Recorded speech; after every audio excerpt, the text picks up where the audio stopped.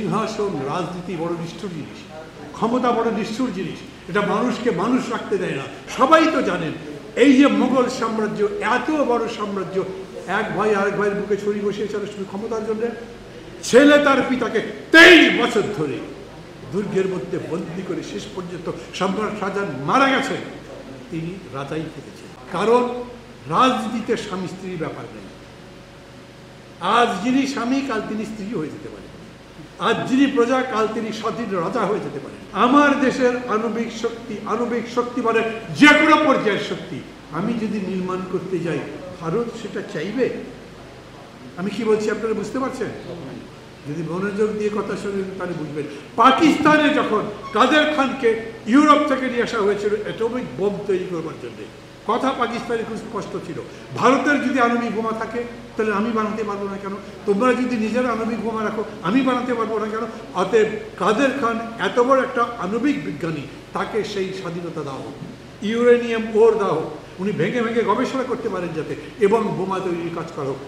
America সহ সব দেশ, ভারত তো বটে, বিরোধিতা করেছিল। এমনকি অ্যাটমিক রিয়েক্টর আণবিক শক্তি কমিশন বসাবার যে সমস্ত পরিকল্পনা, সেগুলোতে পর্যন্ত তারা বিরোধিতা করেছিল। আমি আণবিক শক্তি হতে চাই, আণবিক বোমা বানাবার কথা বলছি না, কিন্তু আণবিক শক্তি মানে কি? ভারতের সঙ্গে আমাদের যে যৌথ আণবিক শক্তির পরীক্ষা নিরীক্ষা, এটা আমাদের দেশের অভ্যন্তরের সিকিউরিটির প্রবলেম। এমনকি আমরা যে যৌথ স্যাটেলাইট বলছি, সেই স্যাটেলাইটের প্রবলেম।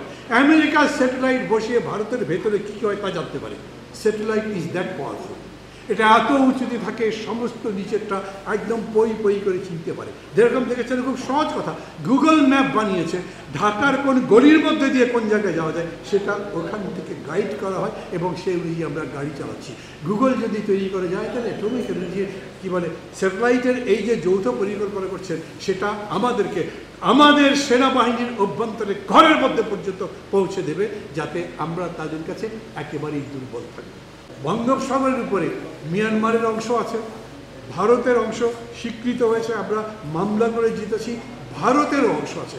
ভারতের সঙ্গে যৌথ যখন চুক্তি করতে যাচ্ছি, মনে করে দেখেন ওই বঙ্গোপসাগরের মধ্যে চীনের দুটো সাবমেরিন আছে, এবং এই সাবমেরিন দুটোই হচ্ছে রিমোট কন্ট্রোল, ওটা বেজিং থেকে কন্ট্রোল করা যায়।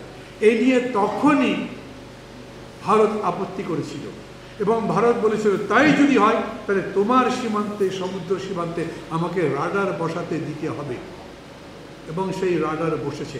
আমি আবারও তাদের একটা প্রতিযোগিতার মধ্যে, তাদের দ্বৈরথের মধ্যে পড়ে গেলাম না সাংবাদিক বন্ধুগণ? আমি বলছি দ্বৈরথ, সাংবাদিকরা কেউ কেউ লিখেছেন আমি দৌরাত্ম বলছি না।